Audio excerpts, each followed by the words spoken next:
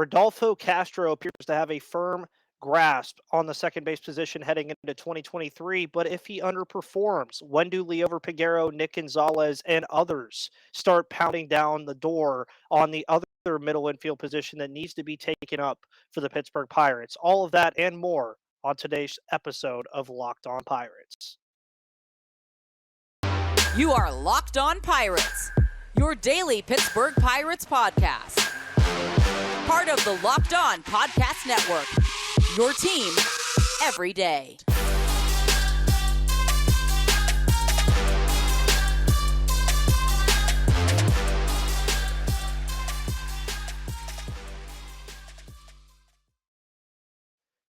And welcome back to that Pittsburgh Pirates podcast, everybody. My name is Ethan Smith, host of the Locked On Pirates podcast, a part of the Locked On Podcast Network, where it is your team, your Pittsburgh Pirates, every single day. We are back to 5 days a week. I had yesterday off, but we are getting Tuesday through Saturday this week, which will finalize the individual 2023 season preview series for the Pittsburgh Pirates here on this podcast. We have Rodolfo Castro in the middle infield today.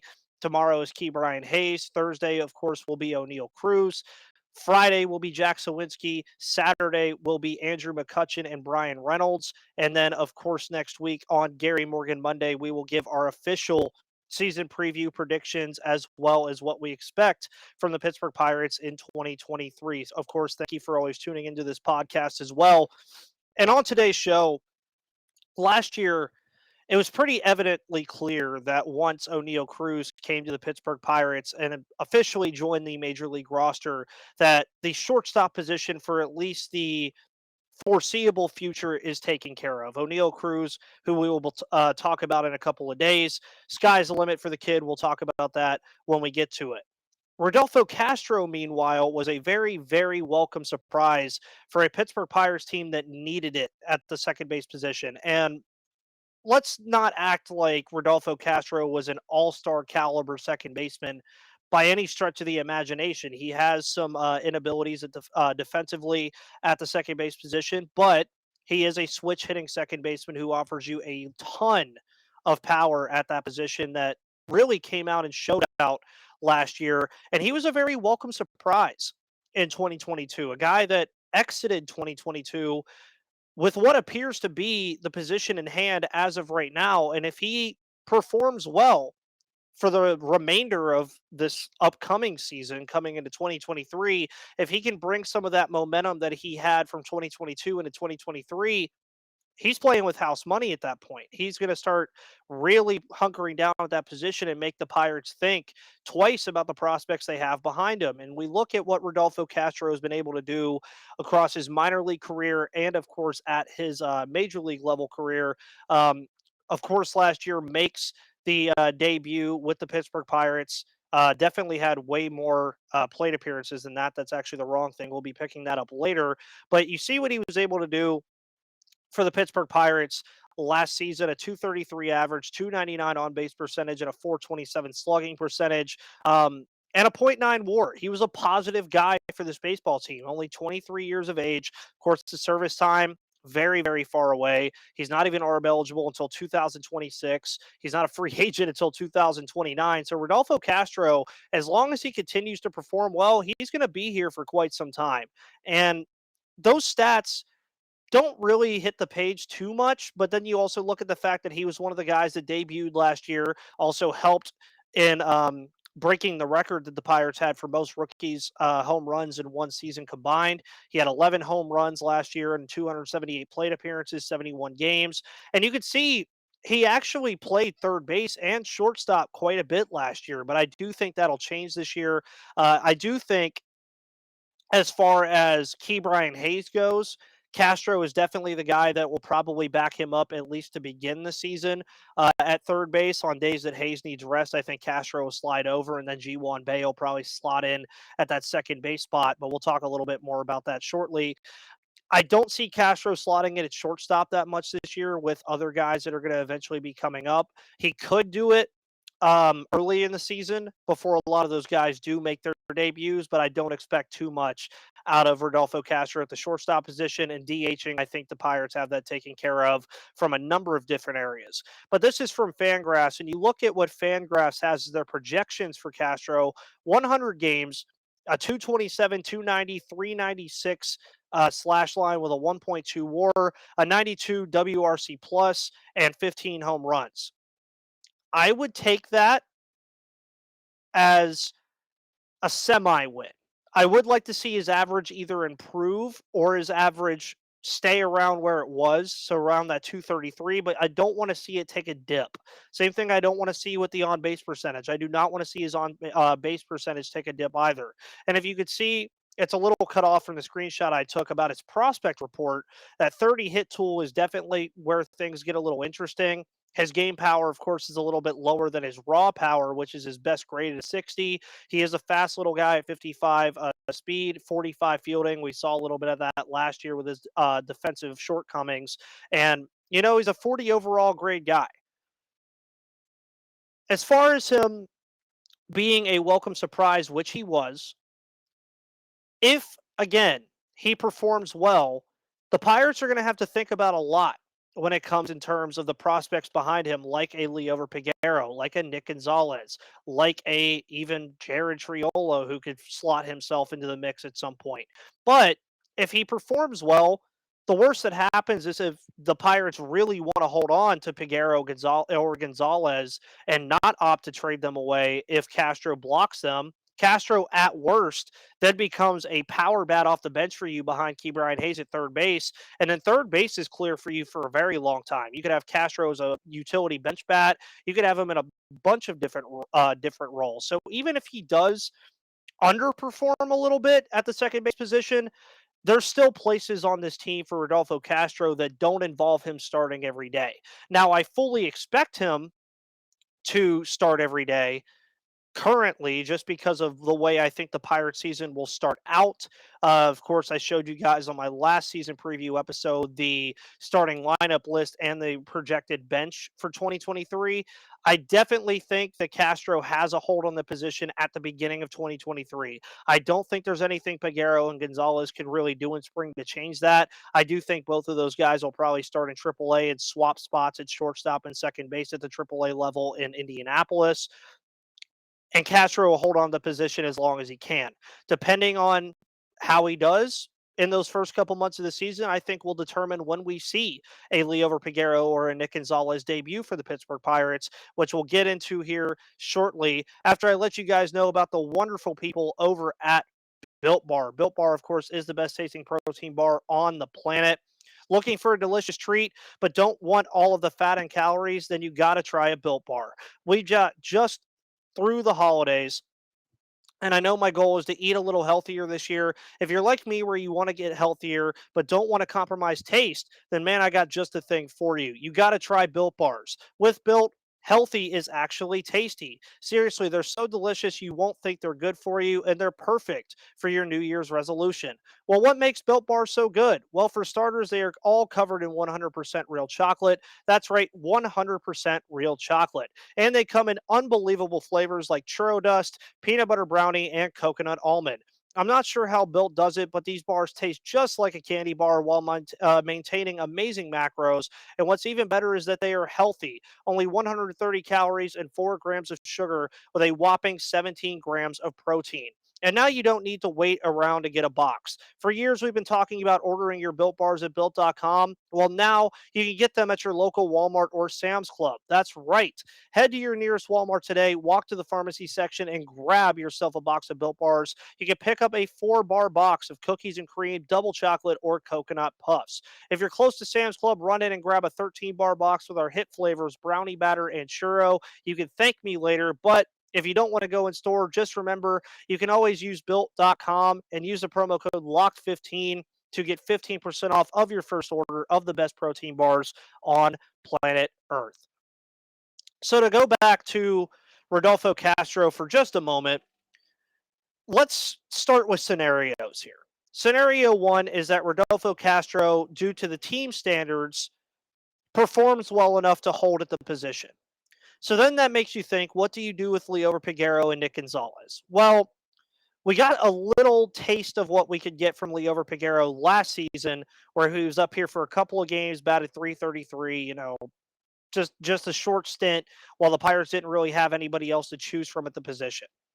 And he was closer because he was in Indianapolis before they went to a road trip. There was a whole thing going on with that, but it was really nice to see him at least get a little taste of the MLB level.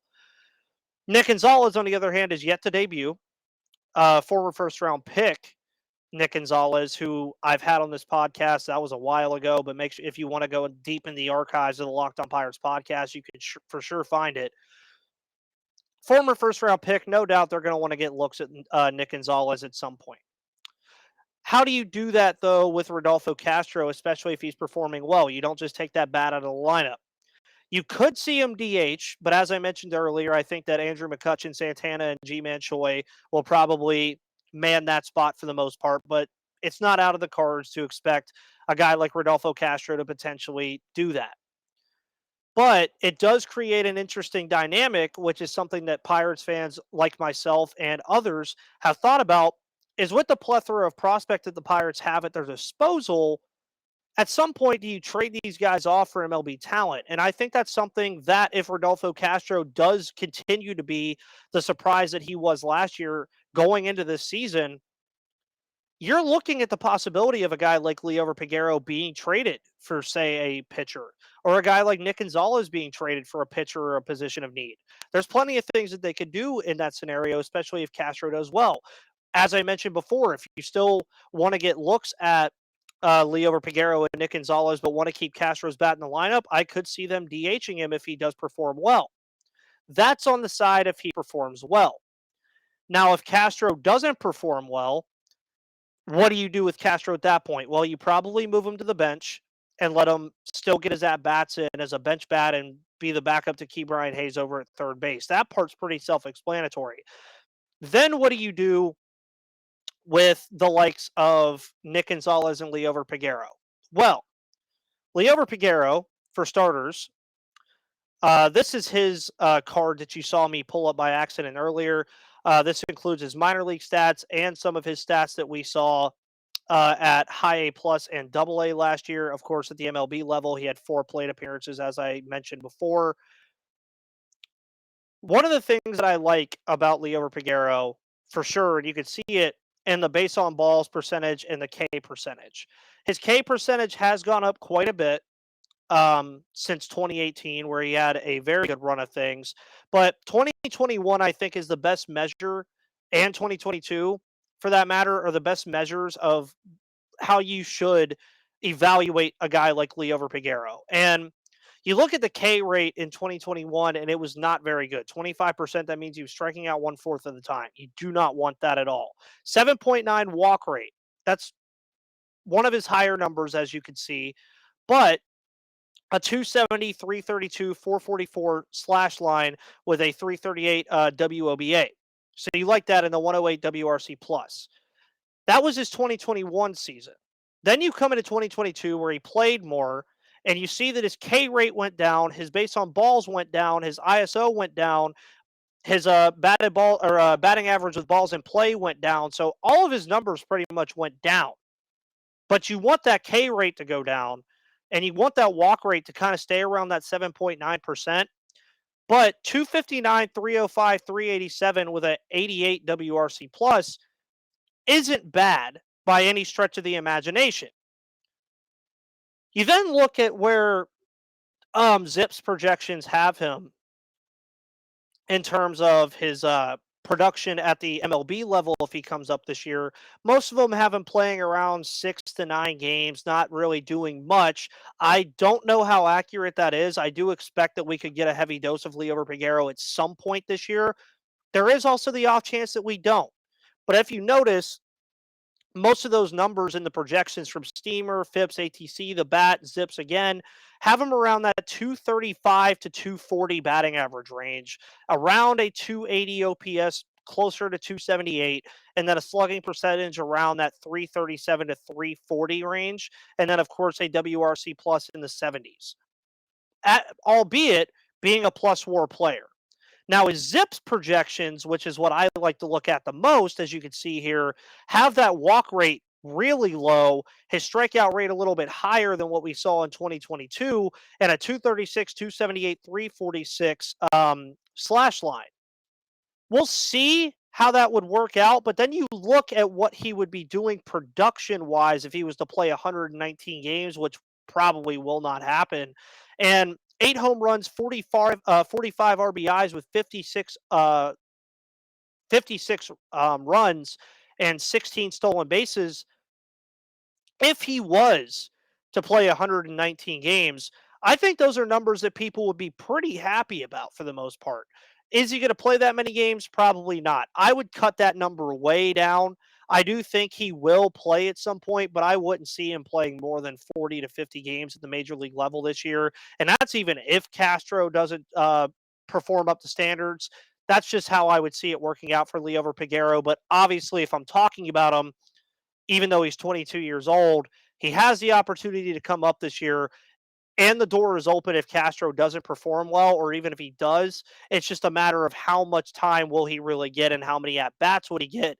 And personally, I don't think he's going to get enough for us to really measure anything and make a definitive answer about him. Then you go to Nick Gonzales, who has been on the Pirates' radar ever since he was drafted. He was considered the best pure hitter in his draft class the year he was drafted. Comes into the 2021 at high A, absolutely rakes in 80 games, 302, 385, 565 with a 150 WRC plus. The K rate was kind of high, but the base on balls rating was pretty high as well. Then, of course, he played some Arizona Fall League ball in 2022, performed okay at 429, only played one game at single A last season, didn't get a hit. But then, of course, the bulk of his time came at double A, 71 games, 316 plate appearances, a very good slash line, if I may add. 263, 383, 429 slugging with a 365 WOBA and a 127 WRC plus. That's the kind of stuff that you really like to see from him. And Zips, ironically, we'll go back here. Zips has Peguero playing 119 games and Gonzales playing 76 games, where Gonzales in those 76 games would have 6 home runs, 39 RBIs, 3 stolen bases, an 8.9 walk rate, a 313 average on batting average with balls in play, and a 227, 308, 363 slash line with a 1.0 WAR. Again, a slash line that most people would probably be okay with for the most part if you're a Pittsburgh Pirates fan. But when it comes to Nick Gonzales and what you can expect from him in 2023, I do think there's an opportunity for him to start in AAA alongside Peguero. I could see him starting the season in Altoona. That's something that's very, very possible for Nick Gonzales. And again, that hit tool that you're getting from Nick Gonzales is going to be his best friend. He's going to be a second baseman at some point. I definitely know he's going to get ample opportunity to do so. And just with the hit tool that he possesses, man, he's going to find a way to get into this lineup at some point if Peguero performs well or if he doesn't. That's just how it's going to work out for Nick Gonzales. But we're going to look at some more depth in the system here in just a moment. But I want to let you guys know about the wonderful people over at FanDuel Sportsbook. Make every moment more at fanduel.com/locked on. The midway point of the NBA season is here. And now is the perfect time to download FanDuel, America's #1 sportsbook, because new customers get a no-sweat first bet up to $1,000. That's right. That's bonus bets back if your first bet doesn't win. Just download the FanDuel Sportsbook app. It's safe, secure, and super easy to use. Then you can bet on everything from the money line to point scorers and threes drained, and even do same-game parlays if you have your eyes set on a specific game. You even can get, of course, money lines, spreads, totals. You get player points, rebounds, assists, and so many more exclusive bets like the 2x3. All you need to happen is 2 3-pointers scored in the first 3 minutes by a specific player. That's actually one of my favorite ones to see people bet on, and it's really, really fun to look at. Plus, FanDuel even lets you combine your bets for a chance at a bigger payout with a same game parlay. So don't miss the chance to get your no sweat first bet up to $1,000 in bonus bets when you go to fanduel.com/locked on. That's FanDuel.com/lockedon to learn more. And you can make every moment more with FanDuel, an official sports betting partner of the NBA and the Locked On Podcast Network, where it's your team every day. So we talked about Rodolfo Castro and if we think he can bring his performance from 2022 and improve on it in 2023, or at least be the same kind of player.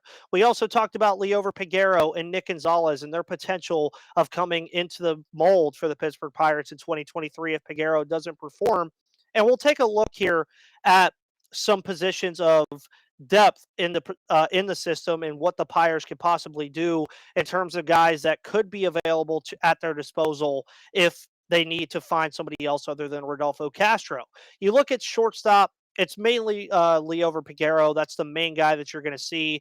Behind him is Francisco Acuna, Bubba Chandler, Swashing, Song Che Chang. Sorry, that's a tongue twister. I apologize.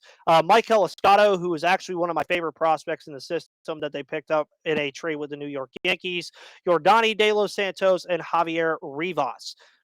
Out of this group, you're really only going to see Liover Peguero make any stretch of possibly being at the MLB level in 2023. Francisco Acuna is 23 years old. He was picked up in 2016, but we'll kind of see what ends up happening with him. Bubba Chandler still too far away. Chang, guys, I'm so sorry. My mind is all over the place. Chang is still too far away. Escato too far away. De Los Santos too far away. Rivas too far away. Then you move over to the third base position, and things get a little interesting because you have three guys that are all at the AAA level projected at Fangraphs. Jared Triolo, who could also play shortstop, Drew Maggi, and Andreas Alvarez. Andreas Alvarez and Triolo are the two guys I would look at here. Both are 25. Of course, two very different players. Triolo was a former second-round pick of the Pittsburgh Pirates. Alvarez was a former 22nd round pick for the Pittsburgh Pirates. Maggi, of course, picked up in 2010, picked up in a trade from the Philadelphia Phillies in August. I don't see much for him. He's already 33 years old. I think he's just a minor league depth guy. Triolo is the guy that I want to think about here, though, because he had a very good year in 2022 at third base. He also has the potential to play shortstop, but what my mind thinks with a guy like Jared Triolo is if he can play shortstop, no doubt he can play second base. So if he comes out in 2023 and really hits well in spring training and at the minor league level, throw his name in the hat too. He's a guy that I think has some pop. He could potentially make his way on this lineup as a backup to Keith Brian Hayes or as a potential second baseman of the future, only at 25 years of age, still has a ton of time, still has three options before his Rule 5 status kicks in. So he still has a lot of time left. And you take a look at his organization rank in 2023 versus 2022, and he jumped from 27 to 9 in terms of where he's at in the organization. So expect big things from a guy like Jared Triolo. Dario Lopez is another guy that we could possibly keep an eye on. He was picked up in the amateur FA draft from the Dominican Republic in 2018. I still think he's a little too far away, but be on the lookout for Dario Lopez as a potential prospect to keep an eye on this year. Then you have Jack Brannigan, who was drafted in 2022, still kind of far away in terms of if he can make his MLB debut or not. Juan Jerez, Alexander Mojica, Luis Tejada, and Rafael Escalante are rounding out the stuff at third base. All those guys still a little bit too far away.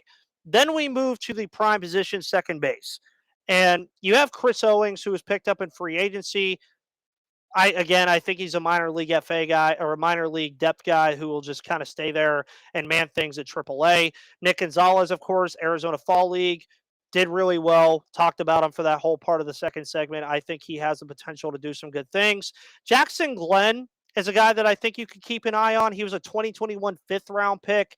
Pretty good bat on Jackson Glenn, but he is already 25, so that's kind of concerning. But we'll see how he climbs through the system.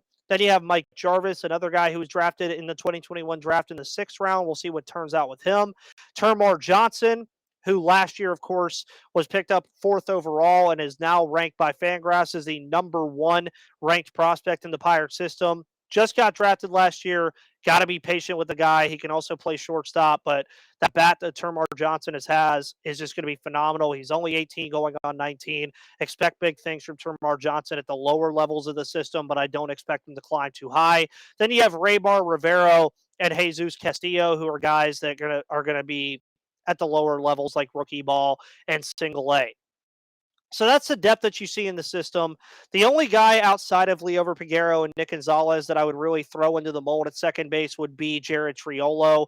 G1 Bay, of course, can find himself there too. I think his plans for him are more set in the outfield, but G1 Bay is another guy that you could definitely see at that position uh, in certain spurts. So we'll see what the Pirates decide to do here. But to recap this episode, it's Rodolfo Castro's job to lose. If he has it under lock. Maybe the Pirates start thinking about trading some guys or moving some guys around. We'll just see how 2023 works out for the second base position, the position that I played when I played baseball at the Little League level and the middle school and high school levels. Guys, thank you so much for tuning into the Locked On Pirates podcast today here on Tuesday, February 14th. If you have a special someone in your life, make sure to tell them Happy Valentine's Day. Treat them to something nice, buy them some flowers, do what you got to do, make their day happy.